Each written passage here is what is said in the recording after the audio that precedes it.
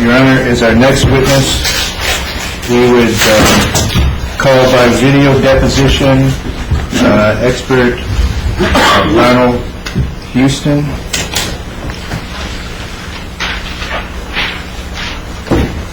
Just collect the truth, the whole truth, and nothing but truth and nothing. Does Your Honor have a copy of the file?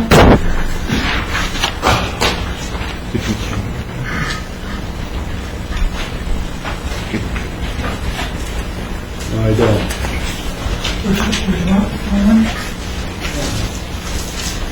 Your Honor, would the court like the original? Yeah, you do.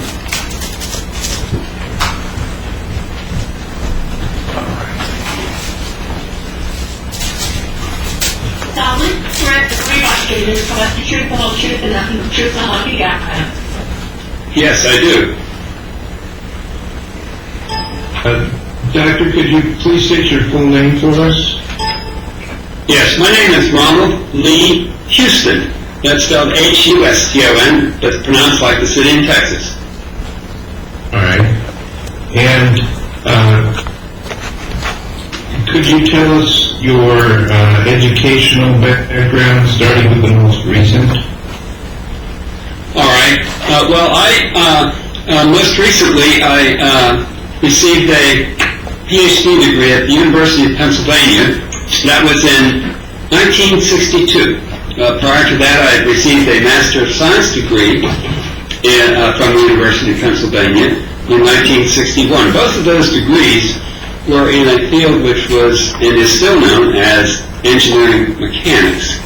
Prior to that, I received a Bachelor of Science degree in mechanical engineering, also from the University of Pennsylvania, although in the summertime after receiving my bachelor's degree, I studied briefly at Virginia Polytechnic Institute, which is now known as Virginia Tech. I graduated from high school in Western Pennsylvania in 1955 in a city that's called Johnstown, Pennsylvania. It's a little bit southeast of Pittsburgh. All right. Do you hold any professional licenses? Yes, I'm a licensed professional engineer in Ohio and in Kentucky and also in Alabama. I have a number of, I have a certificate as a accredited accident reconstructionist, and then I have attended a number of seminars and so on during the years to keep myself current with those licenses. All right. Do you hold any teaching positions? Yes. After I received my doctorate degree, I began teaching at the University of Cincinnati, and I have been teaching there continuously now for 50 years. This is my 51st year, although in 2005 I officially retired, but I didn't change my work habits in that I continued to work.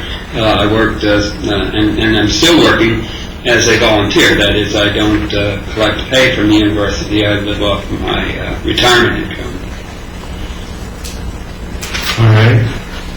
And right now you're doing consulting work for us. Have you done consulting work before? Yes, I have been working as a consultant since 1975. Actually, I've been doing some consulting work right after I moved to Cincinnati, but only sporadically. But then, beginning in 1975, I began to divide my time pretty much in three areas. One was teaching, and I was teaching courses in mathematics, mechanics, and then primarily mechanical engineering. My title was Professor of Mechanics. Then, in addition to that, I spent about a third of my time doing research. I did research for the federal government. I worked for the Navy. for NASA, National Science Foundation. And then the other third of my time was spent in doing consulting for industries and also insurance companies, and finally, predominantly for the courts or for attorneys such as yourself. Have you testified before in court? Yes, I have. I've testified in court on. Let me check and see this to get the number right. Sometimes I forget these things, but I testified in court on 250 occasions, and I've testified in depositions on over 600 occasions. Let me see, that is actually 605 occasions. I was looking at a listing of testimony. All right. And do you charge for your time in consulting and looking at legal matters? Yes, I do. I do charge for my time. In the matter that we're working for today, in my work that I'm doing for you, I've am charging $200 per hour. That's a flat rate. It doesn't change depending upon what I'm doing. That is, it's the same whether I'm reviewing documents or doing some analysis or writing a report or speaking with you or talking to the court. All right. Now, were you asked to review certain bits of information pertaining to this litigation? Yes, sir. And what did you review? If you could just give us an itemization. Sure. What I'm doing now is looking at a report that I prepared for you where I made a listing, and I'll simply refer to that so that I don't forget some things. I looked at a number of photographs that you had sent me concerning an incident that occurred in a tanning booth. And in this incident, injuries were incurred by Bonnie Martin, and so I reviewed a listing of those injuries. I saw some photographs of her injuries. There were also some court documents, interrogatory and production requests, and I reviewed those. There was a report made of the incident itself, and I reviewed that. I looked at also a personal injury and accident report. There were a couple of depositions that I was able to review. One was of Bonnie Martin, and the other was of Jason Tomich. There were then apparently some additional photographs that had been taken, as well as a video of the tanning booth, and then I did some research on my own looking at issues regarding standards related to warning and guarding. All right. Based upon your review of the materials you've identified and your experience and your research and knowledge, informed opinions related to the matter involved based on a reasonable degree of certainty as a mechanical engineer? Yes, actually, I have opinions, and I do a lot of work as mechanical engineering, also as a human factors safety engineer, and I have reached some opinions. All right. What opinions can you tell us the first opinion that you developed in this matter? Yes, my opinions, as I looked at all of these matters, and I understand that what had happened was that Ms. Martin got her finger caught in a fan, which was involved in this stand-up tanning booth. The first opinion that I reached was that the equipment, that is to say the fan and the cover of the fan and handles which were used for the patrons was not a standardized manufacture. That is to say, the handles were not evenly spaced and they were of different kinds. So it looked like what I would refer to, or might be casually referred to as a makeshift manufacture. Next, the next opinion I reached based upon my review of photographs was that there were the cover over the fan, which was intended to protect people from contacting the fan, was not an effective guard in that it was part of the cover was spaced too large. That is to say, it allowed a person to be able to get his or her finger into the path of the turning fan. The next opinion I reached was that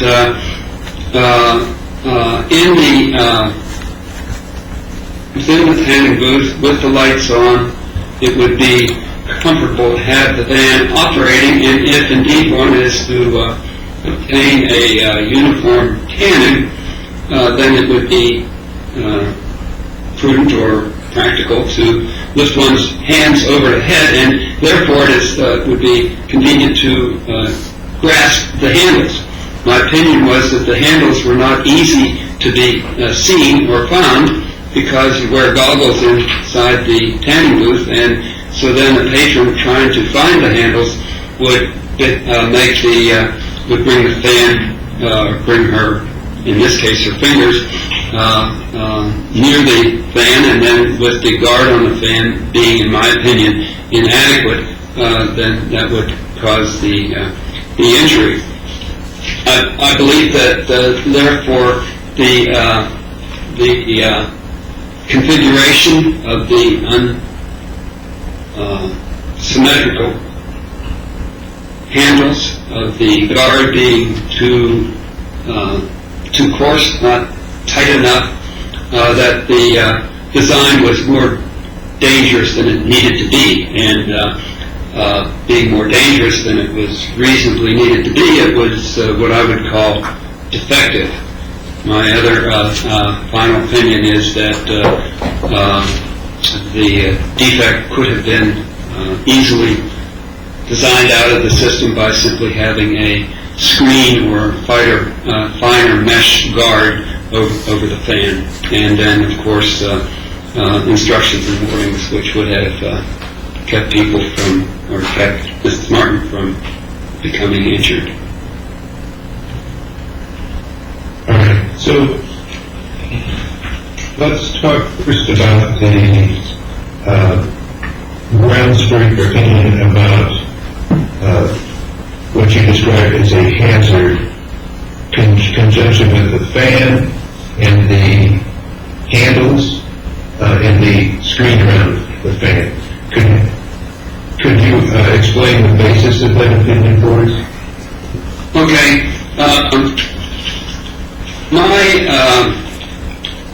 My opinion of the hazard was that the screen or the guard, if you will, around a fan, and we've all seen fans, and fans have various kinds of covers.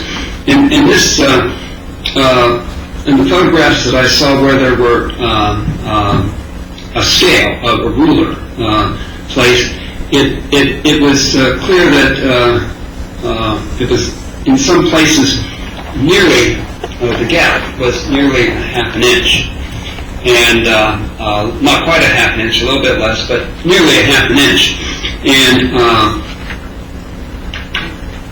almost everybody's finger, at least their little finger, would be able to slip in between this opening in the fan. So that is then what I consider a hazard. And then that hazard is aggravated or is complicated by the fact that there were handles which were relatively close, within just a couple of 3 inches near this fan guard. And so if one is reaching for the handles, it is likely that, or necessary, that they will, even if they don't come into contact with the fan guard, that they will, in fact, have their fingers near the fan. All right. Now, you mentioned the handles, and I think you earlier described them as not being uniform. Could you explain what you mean by that? Yes. The handles were not placed symmetrically about the fan, and also they were of different kinds. That is, one was sort of a bar, and the other one had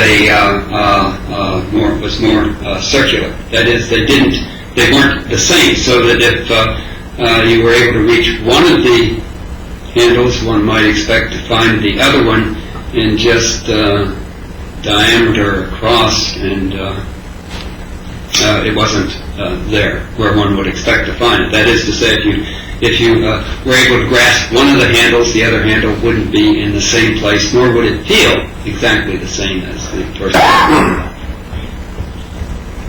And of what significance is that?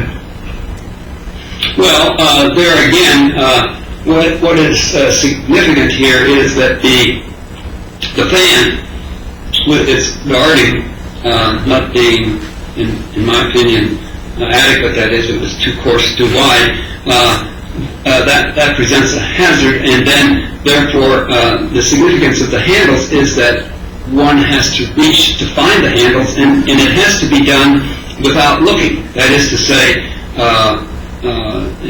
with the bright lights of the tanning booth, one would wear goggles and you can't see, and so one has to reach for the handles without being able to see them, and that's what makes it difficult. And so one relies upon the feel and the position of the handles then to find them. So could there be in your opinion, a better system or way to guard the fan than what was in place at the time of this incident? Yes, I mentioned earlier, very simply, to have a tighter screen, just a screen around the fan so that it would be impossible, even if you come right into contact with the fan cover repeatedly, that you couldn't possibly come into the path of the rotating blades. All right. Now you mentioned also the issue of warning. Did you find any information that suggested there was a warning provided about a danger associated with the fan and fingers getting in the fan? Yes. Mr. Webb, I did not personally see the tanning booth, but nothing that I saw nor read about indicated there was any warning nor instructions about be careful of the rotating blade. Nothing like that I'm aware of. All right. Could the hazard or danger have been addressed through warning instead of through guarding with a tighter screen that you indicate? Well, in mechanical design, for safety, in order to provide for safety, there's a hierarchy of steps that you would want to take.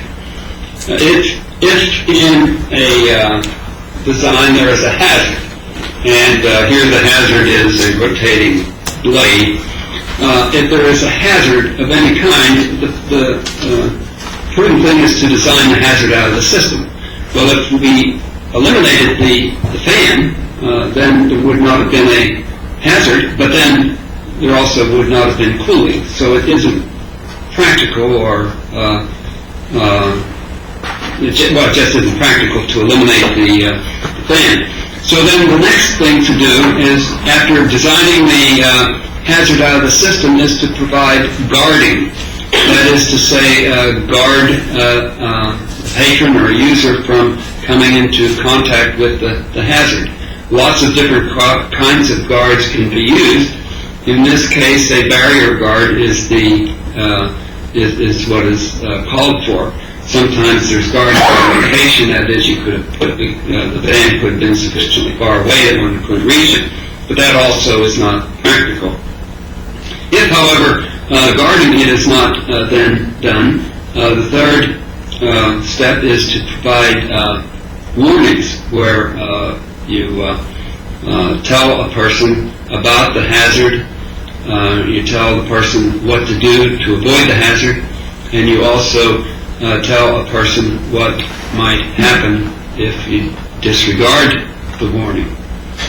And then sometimes a fourth step is taken, which is often training or practice or instruction as to how to avoid the hazard. The warnings, in my opinion, would not have been necessary at all had there been a tighter screen around the van. All right. Now, as for your basis of there being guarding, are you relying upon general engineering practice, or is there something else you're relying upon? No, I'm simply relying upon mechanical engineering design, where guards are commonly used. The most common, a guard that we're all familiar with, I think, is a seatbelt in a car. That's a guard that is intended to keep us from striking the steering wheel in the event of a frontal collision. So it's a common thing in mechanicals that are designed to use guards. In terms of your review of this matter, are there any opinions that we haven't covered, or have we covered your opinions? I think we've covered them. In a report that I presented to you, my final opinion is that this injury would not have occurred had there been an effective guard on the van. Doctor, are you reasonably certain of the opinions that you've provided for us? Yes, my opinions I've expressed are to a reasonable degree of engineering and design certainty. Thank you. I'll pass the witness. Doctor, your doctorate is in engineering mechanics, is that right? Yes, sir, it is. You're not a doctor in the sense of a physician. No, I'm not a medical doctor. I do a lot of work in biomechanics. I work with physicians, and I've done a lot of medical research, but I'm not a clinician. I don't treat people, so I don't offer opinions in medicine. You're not a physician. That's correct, I'm not. Okay. One of the things that you listed as materials provided to you were material regarding the injuries of Bonnie Martin. And on page 3 of your report, there's a ref to her fingers contacting the rotor blades, and she reportedly incurred a fracture of her left distal phalanx and a fracture of her left distal ring finger phalanx, and partial avulsions of her ring and middle fingers. Was it your understanding that she had 2 fractured fingers? Yes, that was my understanding. Okay. Were you provided a copy of the emergency department note that indicated that there was only one fracture, and that was to her distal phalanx of her ring finger? Oh, I don't remember if I did or if I have or not. Do you happen to know what a distal phalanx, the ring finger, is? Well, the ring finger, if one holds a hand up, the ring finger would be, we have a middle finger, and then the ring finger would be the finger adjacent to the middle finger, away from the thumb. That is in between the middle finger and the little finger. Yes, but the distal phalanx of that is between the last joint and the tip of the finger. Did you know that? Yes, that's right. Okay. And you know what a laceration is? That's a cut? Yes. Okay. Were you aware that besides having the still fracture in the phalanx of her distal ring finger, she had a 1 centimeter laceration through the middle portion of her left ring fingernail and a 1 centimeter laceration to the distal phalanx of her middle finger? I believe I did read that. I believe so. Okay, you're probably familiar with centimeters. What is 1 centimeter in relation to an inch? Approximately. Well, yeah, sure. Well, an inch is about 2.5 centimeters. 1 inch is 2.5 centimeters. That is, a centimeter would be somewhat smaller than an inch, and typically one's fingernail across would be about a centimeter. That is, left to right. Well, isn't a centimeter less than a half an inch? A centimeter is less than a half an inch. That's right. It is. Thank you, sir. Now, you're not licensed as a professional engineer in Indiana, are you? No, I'm not. Okay. You've never worked for or as a designer of vertical tanning booths, have you? No, I have not done that. You've never worked for or as a manufacturer of vertical tanning booths, have you? That's right, I have not done that. You've never worked at a place that they had vertical tanning booths, correct? Yes, that is correct. I have not worked at a place where they have vertical tanning booths. And so I'll just quit saying vertical tanning booths, and I'll just say tanning booth or the booth, and you know that I'm referring to the vertical tanning booth that we're talking about today, okay? Yes, that would be fine. Consulting is R.L. Hinton and Associates, Inc., Technical Engineering Consultants in Cincinnati, Ohio. Yes, it is in Cincinnati. Okay. Does your business manufacture any products?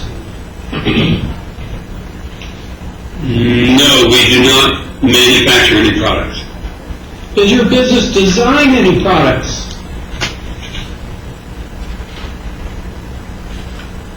No, it does not. Have you, am I right that you've never been consulted with any designer of a tanning booth like we're dealing with here? I have not been consulted by a manufacturer of a tanning booth like this one. That is correct. I have not. How about consulting a designer of a tanning booth like this one? No, I have not been consulted in that regard. Ever been consulted by a seller of a tanning booth like this one? No, sir, I have not. Ever been consulted to a fitness gym?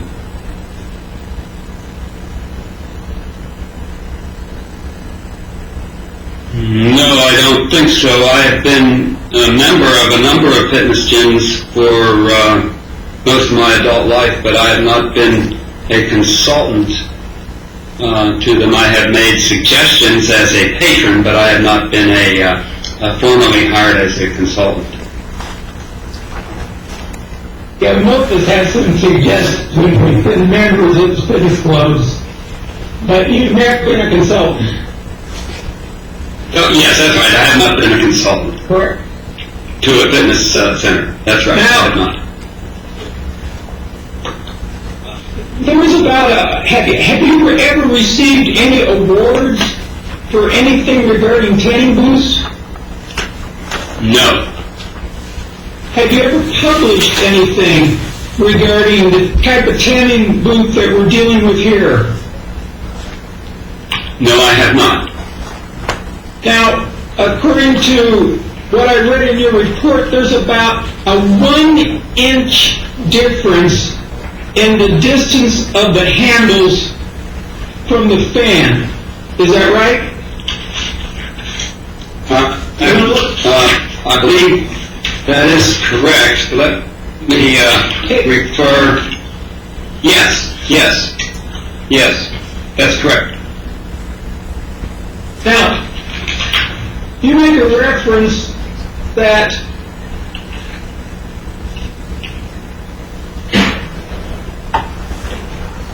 Ms. Bonnie Martin said that she did not know that the fan overhead. You see that on page 4, about in the middle paragraph, regarding the warning about the fan hazard. Miss Martin stated in her deposition she did not know a fan was overhead. Yes. That was the information. That was the information that was provided to you. Yes, it was. Okay. Do you know how many times Miss Martin had used either of the 2 vertical tanning beds at this fitness center? Oh, no, sir, I do not know that. Did you ask for that information? No, I have not spoken with Miss Martin. I have not met her, nor have I spoken with her. And I did not also ask Mr. Hullab about that. You were provided pictures of the tanning involved, right? Yes.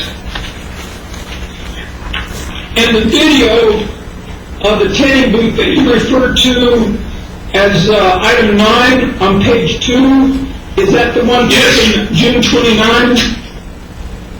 Is that the one taken June 29, 2012? Okay. Yes, I believe that's right. And you looked at that video? Yes.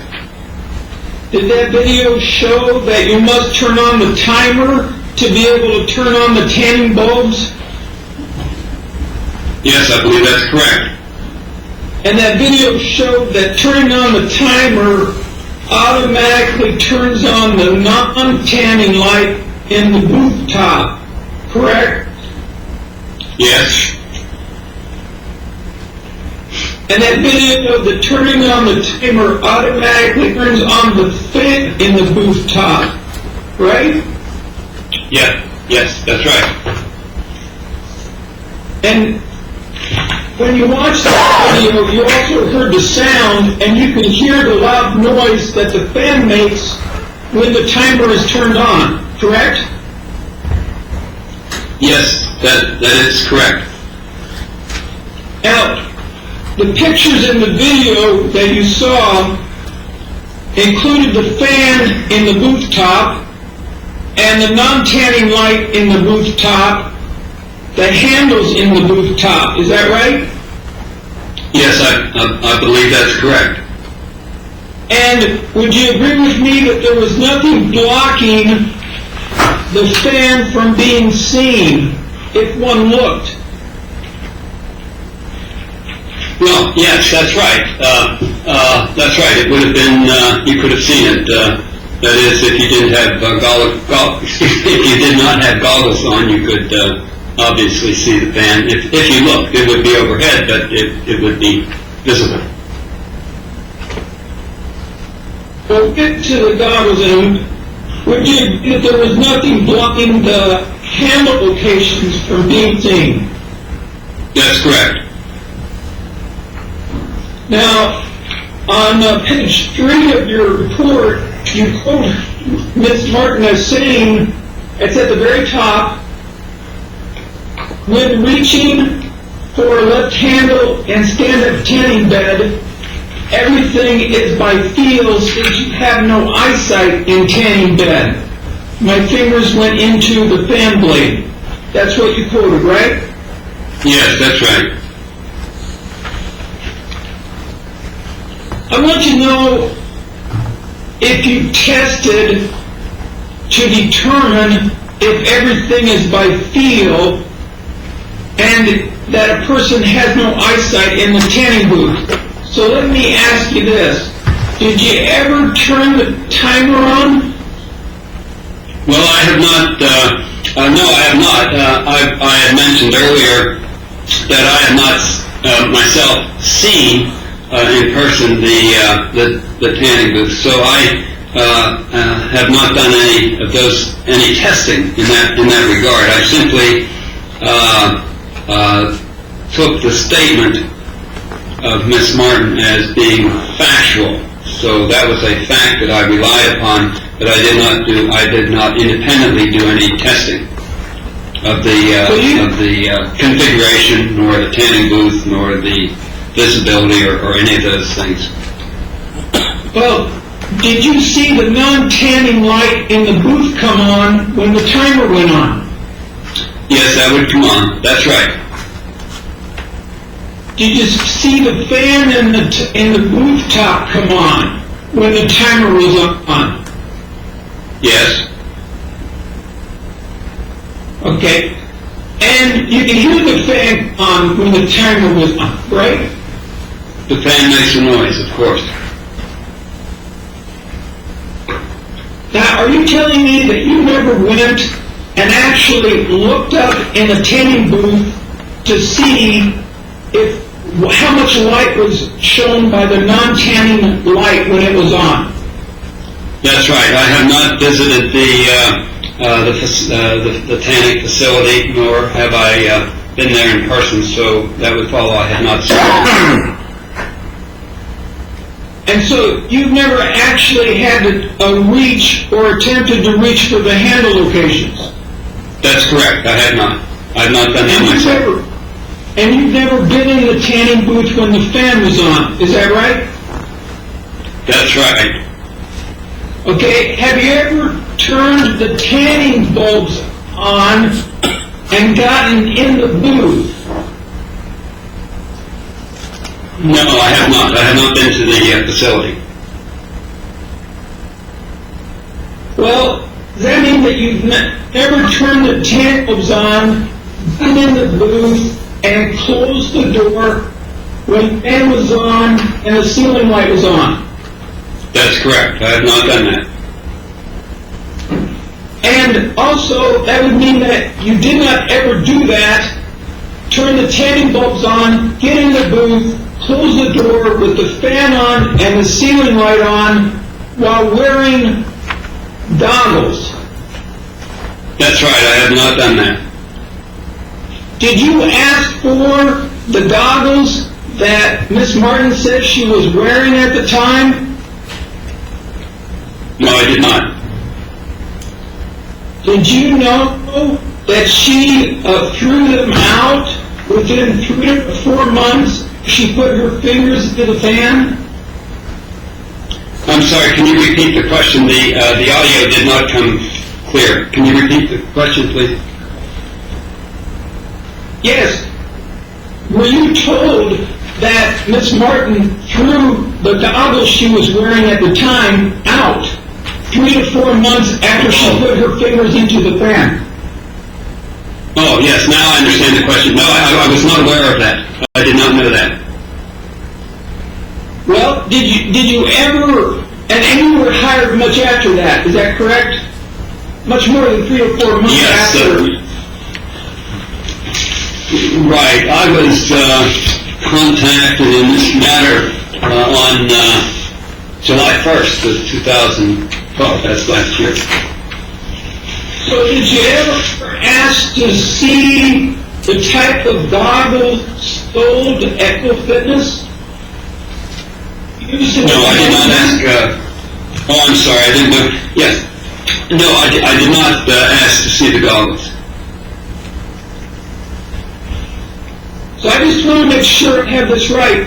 You testified that your opinion was to a reasonable degree of engineering certainty, and I'm trying to find out what that means. Am I correct that you did not test to find out what can be seen when the non-tanning light in the booth top is on, when the booth's tanning lights are on, with goggles on, that you can get there at Fuel Fitness?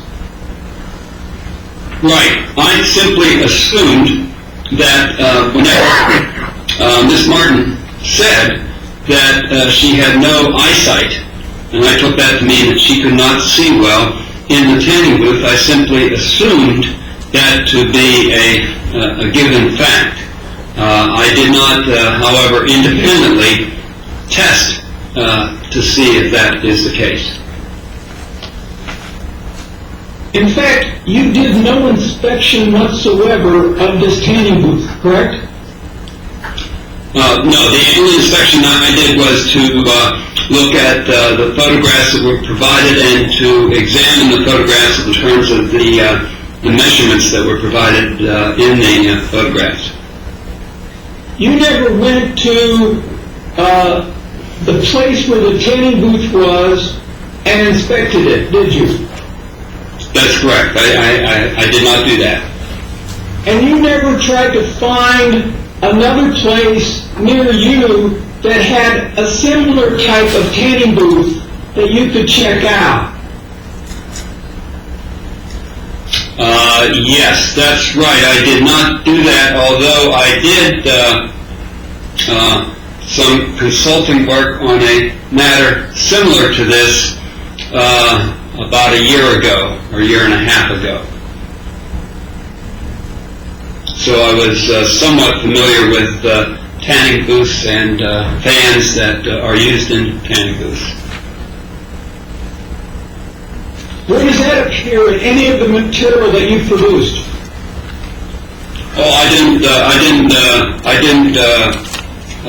cite it in my report. That was simply the knowledge that I had of tanning booth. I'm sorry. Did you put it in your list of depositions or your list of trial testimony? No, in that matter, I did prepare a report, but I did not then have a deposition. There was a litigation matter which was resolved before my deposition was taken. So we don't have any record of that? No, you do not. Okay, so just to make sure I understand, you did no testing under the same or similar conditions that Miss Martin was in when she put her fingers into the fan? That's right. I did not do that. The testing that I did in the other matter had to do with a person who got a finger into a fan on a horizontal tanning booth, but not a vertical one, and so I didn't equate the two. Okay. In Miss Martin's case, I did no testing at all on that. Right, this is a vertical tanning booth. You do that, right? That's correct. Yes, it is. Not a horizontal tanning booth. That's right, not horizontal. Okay. And your opinion that a warning was required was based on the assumption that Ms. Bonnie Martin did not know there was a fan overhead. Well, I didn't assume that she didn't know there was a fan overhead because that would have seemed to have been evident once she was in the booth in terms of feeling the flow of air and also the noise. What I assumed was that she wasn't sure exactly where the fan was in relation to the handles when she was trying to find the handles. I believe that she would have been aware. It would have been reasonable to assume, and I did assume that she would have known that there was a fan overhead. Did you read her deposition in which she stated that she did not know that there was a fan overhead? Yes, I saw that, but I didn't give a lot of credence to that because one would expect that there should have been a fan there and she should have heard the noise. Would you agree that Miss Martin could have discovered the presence of the fan? Oh, of course. And she could have discovered its great or middle bit of circular bars covering the fan? Well, she could have, if she had looked at the fan, she would have seen the bars, of course. Okay, would you agree that it's dangerous to stick your fingers through the fan grate? Oh, yes, of course. No question. Would you agree that it could result in injury to your fingers if you stick them through the fan grate? Yes. Would you agree that you should keep your fingers out of the fan to avoid that danger? Yes. Now, one of the ways that you've made money over the years is by hiring yourself out to lawyers. Do you have any idea how many lawyers you've been paid by?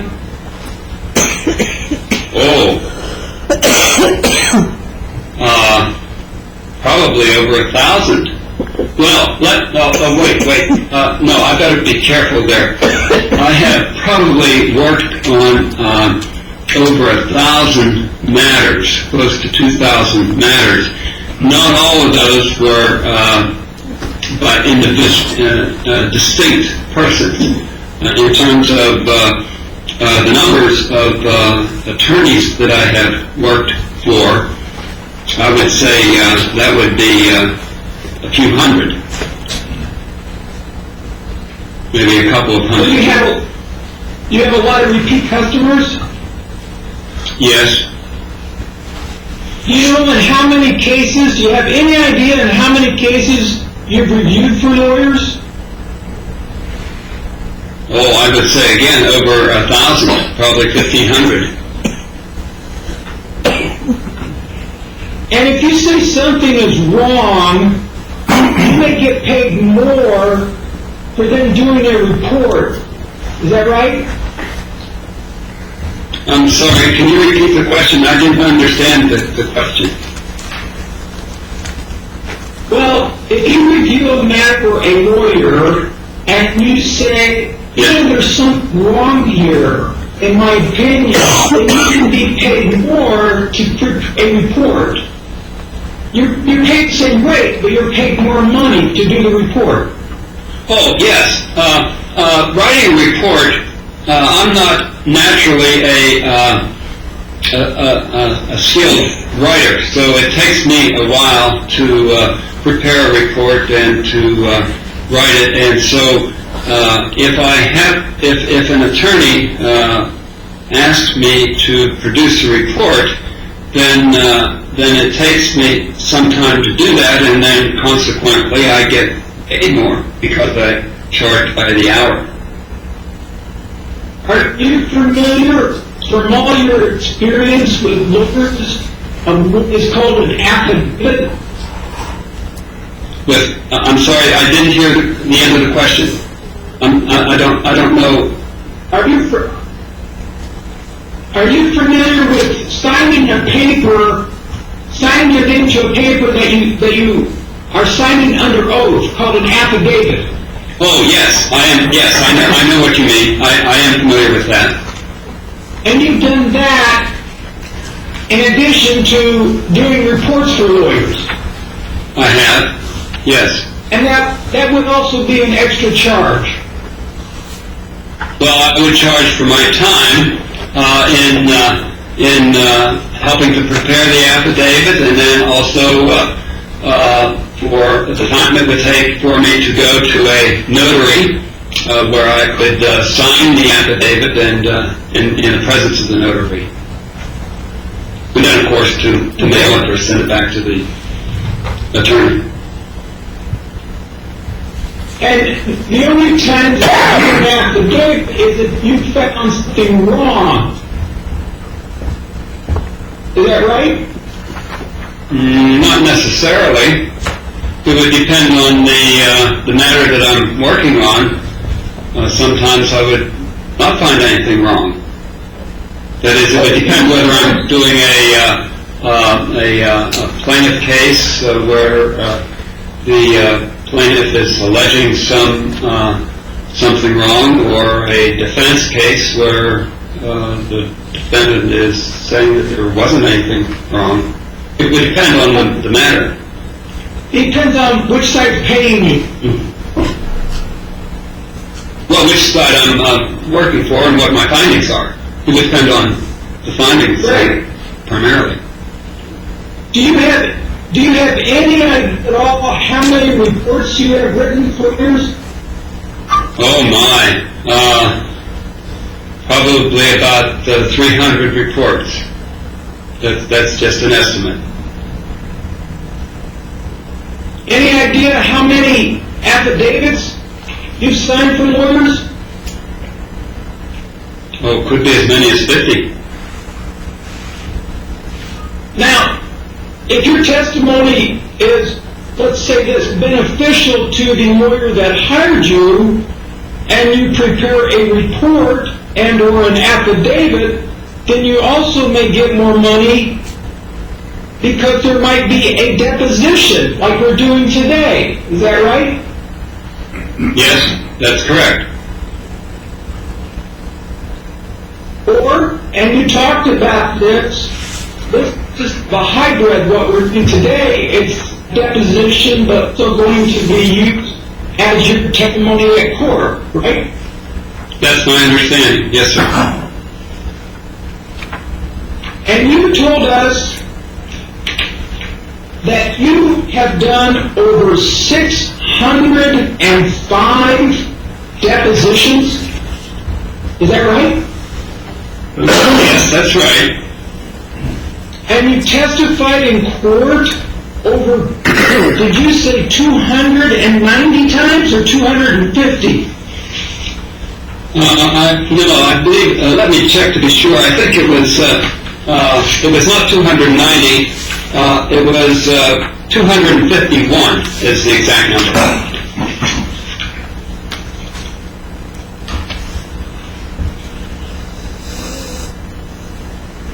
And you testified in cases that were pending in Alaska, right? Yes, Alabama? yes, Arkansas? yes, Arizona? yes, California? yes, Colorado? I don't recall any in Colorado. What would it be on your deposition list? Yes, it would be. Do you remember Florida? Yes, I do. Illinois? Yes, Of course, Indiana, that's where we're at now. right. Ohio, that's where you're from, right? That's where I am now. And you've also testified in Ohio. Yes, on many occasions. Many times. Kansas? That's right. In Kansas? In Kentucky, yes, many times in Kentucky. Louisiana? Yes, several times in Louisiana. Maryland? Maryland? I don't remember anything in Maryland. Don't remember that list. Okay. Not often. Michigan? Yes. I Michigan? have. I've done work in Michigan, yes. Missouri? Missouri? Not that I recall, no. North Carolina? Yes, I think on one occasion. Yes, I have been there. Do you remember a client named Kenneth Danziger? He was a plaintiff. Long Hipper versus Union Pacific? October No, I remember the name then, but no, I don't remember that. Yes, I do. Yes, I do. Do you have a number for that? You couldn't. 554. 554. Was that Missouri? Oh, yes, that was in St. Louis. I stand corrected. That's correct. You just forgot that. I don't remember that because I believe the deposition was not in St. Louis. It was taken here, but the matter was pending in St. Louis. Washington, D.C.? Yes.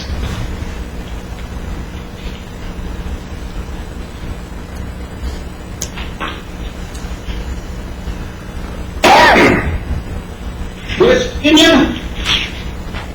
West Virginia? Yes. Pennsylvania? Pennsylvania? Yes.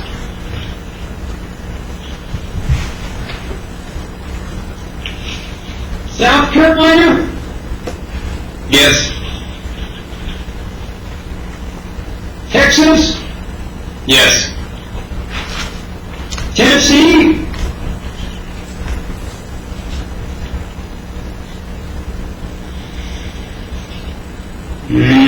I don't. Yes, I do remember Tennessee. Yes, I do. I do. Utah? Yes, in Chattanooga. Utah? Yes, I believe I had a matter in Utah. Virginia? Yes. Vermont? Yes. Wisconsin? I don't remember anything in Wisconsin.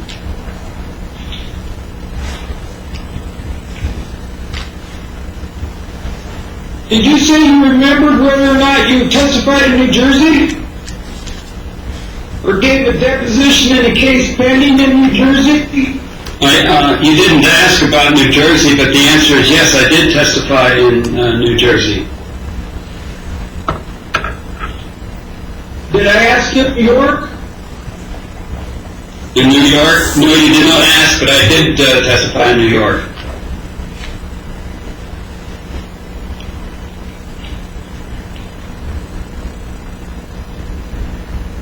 It's taken me a minute. It's quite a list. Yes, it is.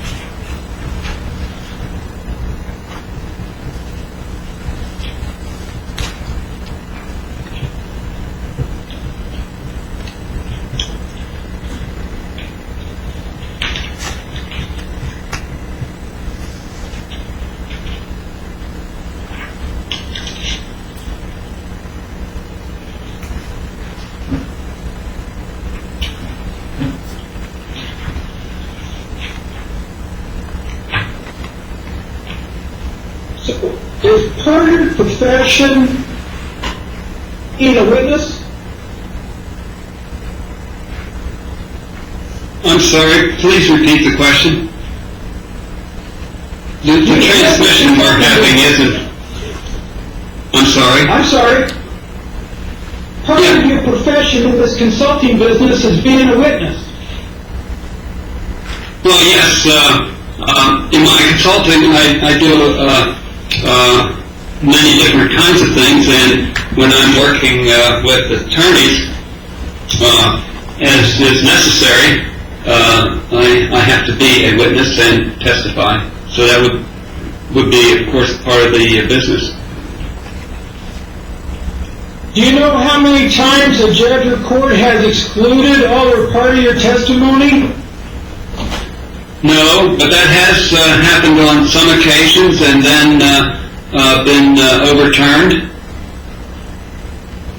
And on some occasions, I have given what is called proffered testimony, that is testimony outside of the presence of a jury to be later decided whether to play it for the jury. But I don't know on, those are only a few, on very few occasions, but I don't know the exact numbers of times that has happened. You say it's been a few times, but you don't have any records to show us how many times, do you? No, I do not. I do not. Sometimes I have been told that the judge would only allow... I'm going to object to... Go ahead. Oh, I was just going to say that sometimes the person I've been working for has said that the judge wants me to testify or is going to allow me to testify only in certain areas and not others. I don't know how many times that has occurred. I simply rely on the attorney that's hiring me as to what questions are being asked. Of course, I'll try to answer any question that is asked if I can. I understand. Do you keep track of how many times the side that has hired you lost? No. You know that's happened. Oh, sure, of course.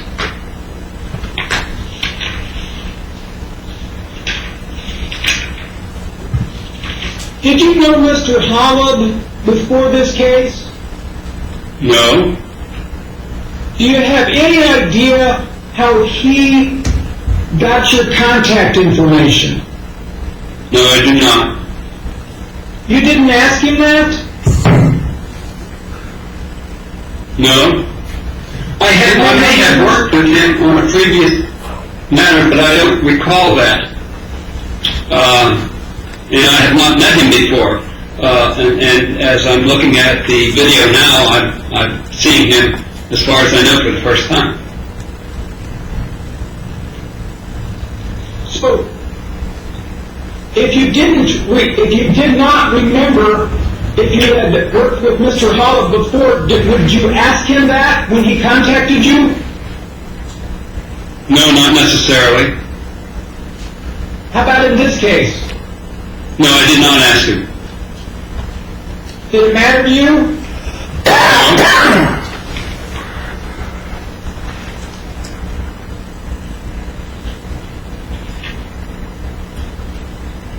How much has Mr. Holland paid you so far?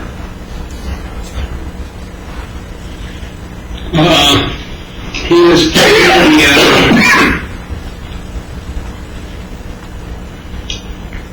$2,425.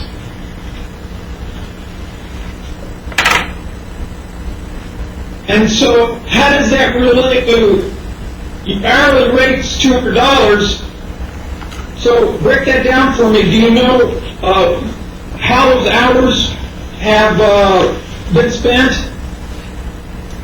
Well, I do have a log of my time.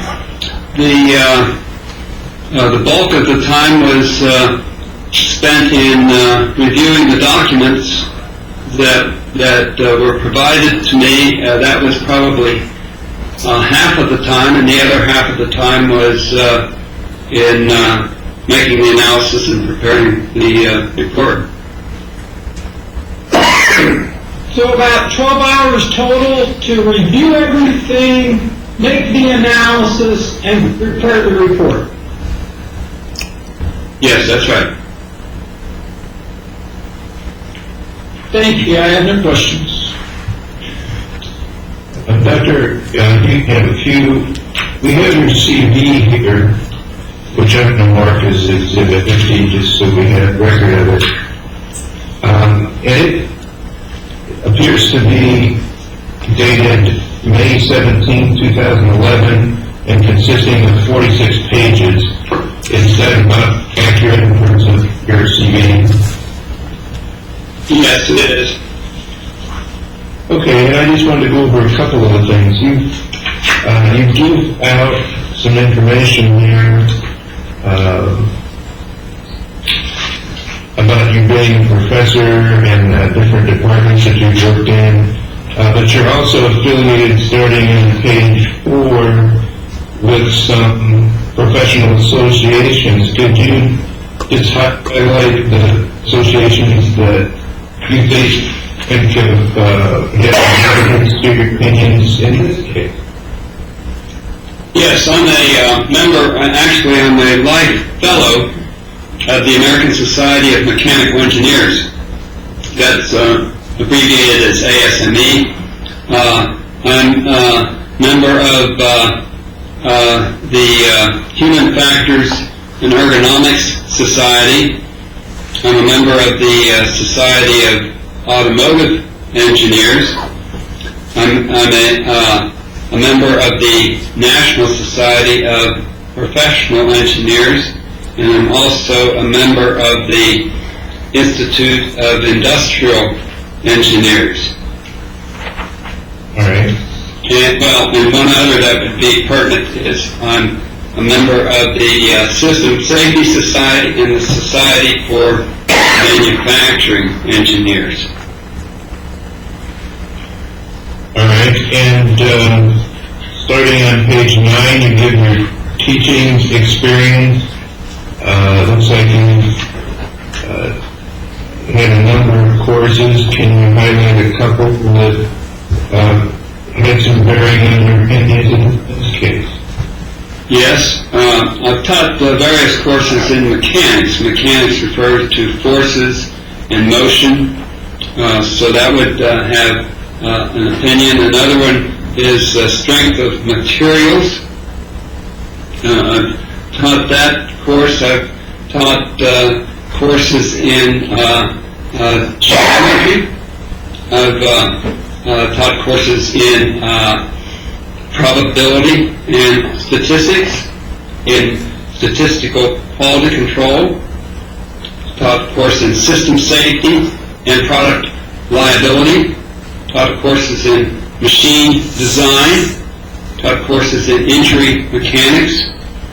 We've taught courses in human body mechanics and also biomechanics.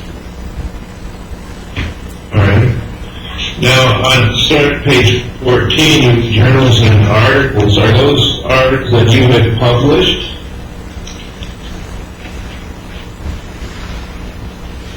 Looks like there's 156 of them. Yes, on page 14 there are journal articles and publications. These are what are known as archival publications, and these are written and can be found in libraries.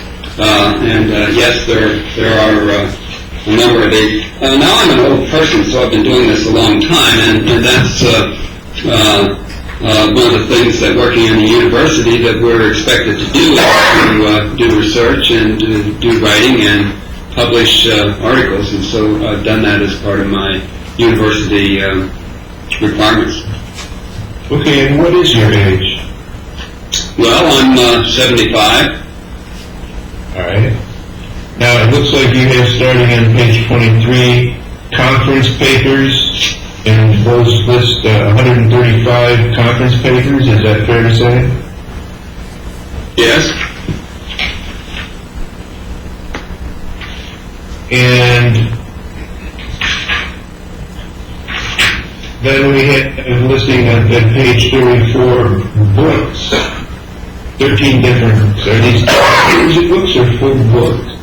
Oh, well, I've had approximately 7 full books where I've written, and the others, some of them are editing, where I'm doing, putting the book together, and I'm simply will have had a chapter in the book, but primarily as a editor putting the book together.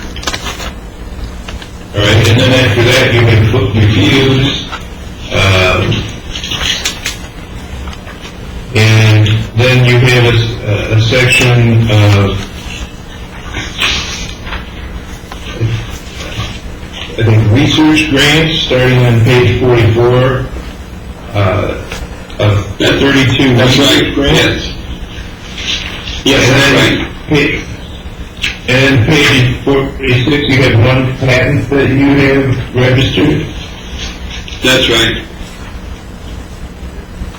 Right. You were asked lots and lots of questions. Did any of the facts or any of the information mentioned in those questions change your opinions in this case? No, not at all.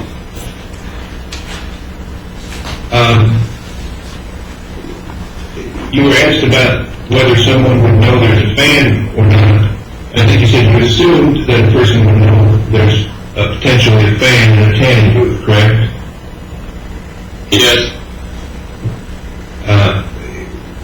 Do you have an opinion as to whether if you had a fan in a tanning booth like this and it had no guard on it whatsoever, whether that would be unsafe? Of course it would be unsafe.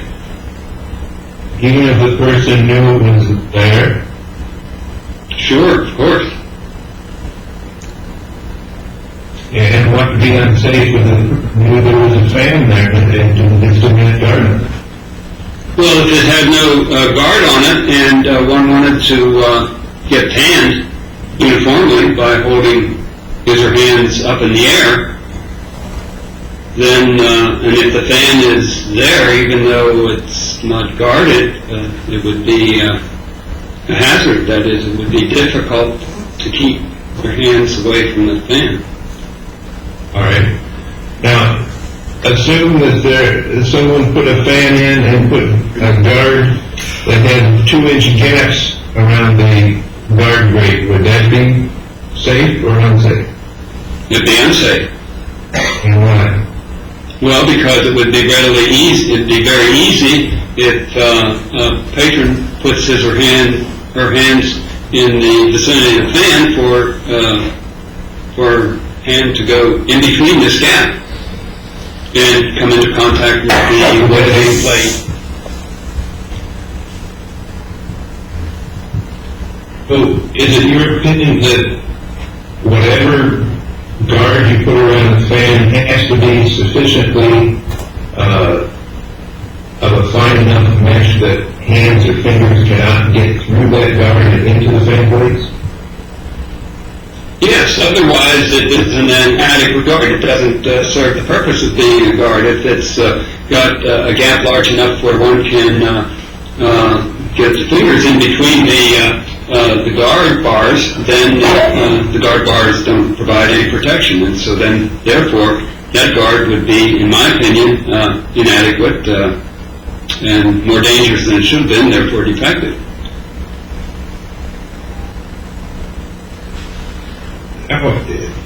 And look to the questions of defense. So,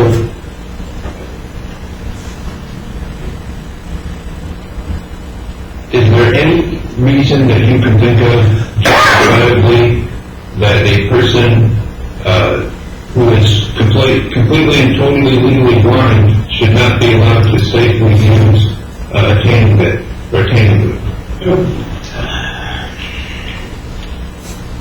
No, there should be no restriction for blind people. They should be allowed to use tanning beds, of course. I can't think of any reason why they wouldn't be able to use or safely able to safely use a tanning bed. So having a safeguard of the type that you've described around a fan blade in a tanning booth is a necessity no matter who the person is that would use it, correct? Objection, leading hypothetical, not in Yes, I would agree with that, of course.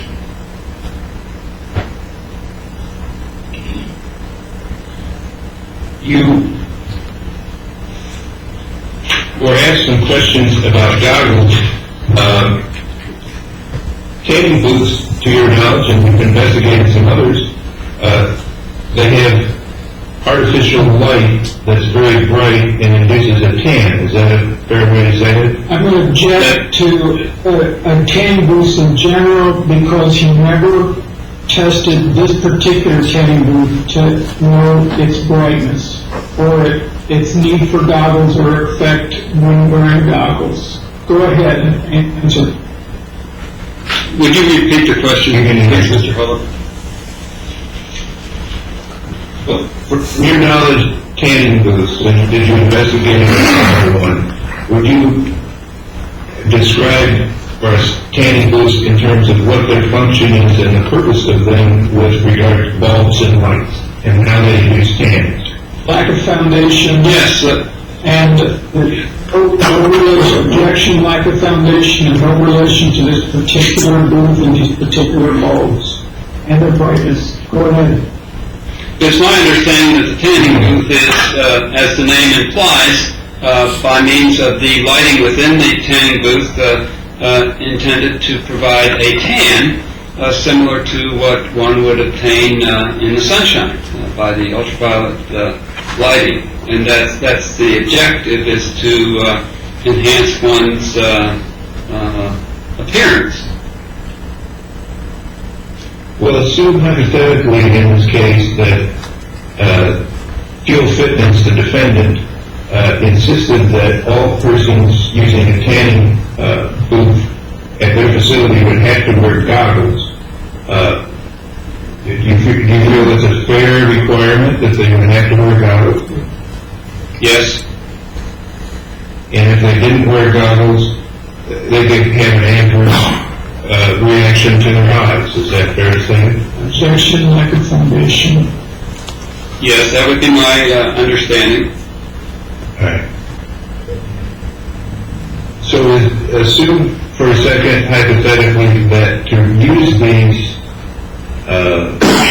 tanning booths at this Fuel Fitness facility, and you've seen the videos and you've seen photographs, assume that it's a requirement to use any goggles. Does that enter into your opinion at all as to whether the gap at the guard surrounding the fan is safe or unsafe? Objection, lack of foundation, he doesn't know what can...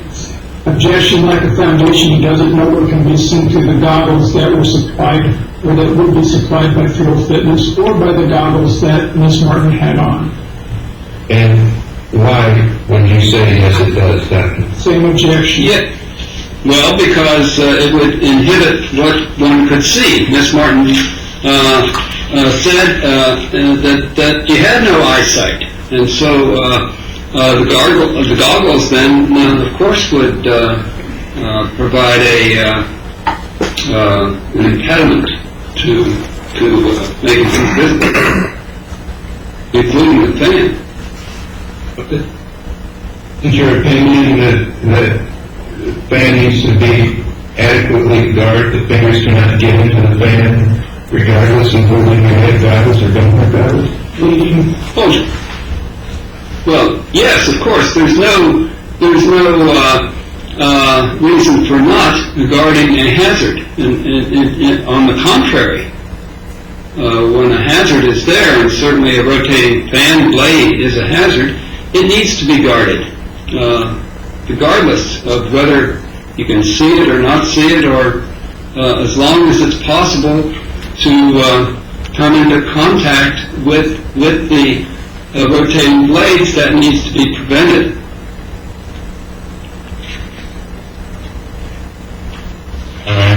Is there any change, now that you've gone through cross-examination, your opinion that the guarding was inadequate?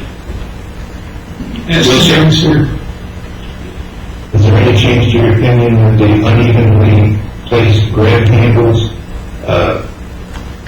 also contributed to injury in this case? as to No answer, change in my opinion. Is there any change in your opinion that a lack of warning contributed to cause injuries in this case? same objection. Does you remain reasonably certain of your opinion? Yes, sir. I do. Thank you. Doctor, isn't it a fact that you consider anything with a condition that has a condition with the potential of causing injury to be a hazard? Yes. Well, wouldn't that include activities like aiming? Like what? Shaking? I'm sorry, Shaking your legs? I'm not hearing your question clearly.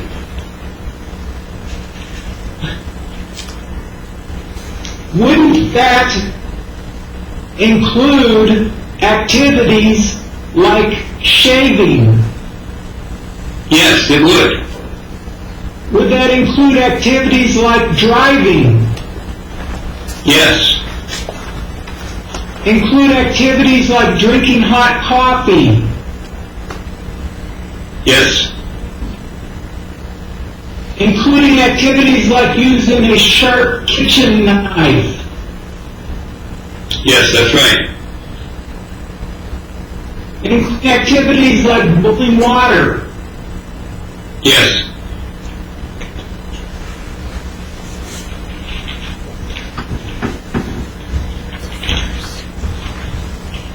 Isn't it a fact, Doctor, that you did absolutely no test to determine the conditions that Mrs. or Miss Martin encountered when she went into that tanning booth with the tanning bulbs on, the fan on, the door shut, and the ceiling light on? I did no physical testing. What I did was simply examined carefully the documents that were provided to me, including the photographs and the measurements that were depicted therein. Thank you, Doctor. No further questions.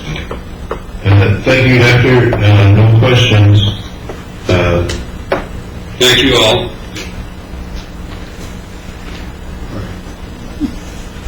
We're going to adjourn for the day, ladies and gentlemen. You'll be back here tomorrow morning by 9 a.m. We'll commence Sprout at 9 a.m.